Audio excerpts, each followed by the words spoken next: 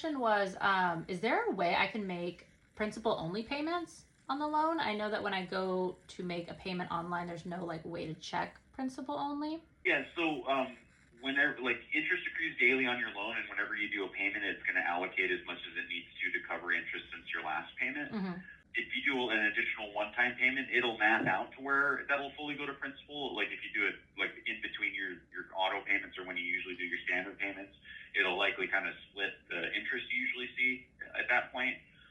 If you want it to show on like the payment history that payment went like fully to principal, if that's important. If you do whatever additional amount you're paying on the same day you do your standard payment to cover that, the additional payment will have nowhere else to go but principal, and it'll reflect like that on the statement history. Okay, so basically the best thing to do is to pay, because I think it's like the 15th is my due date, and I've done it before where I pay an extra payment on the 15th and then all of it goes to principal. But if I do it like the 16th, it'll be like $1.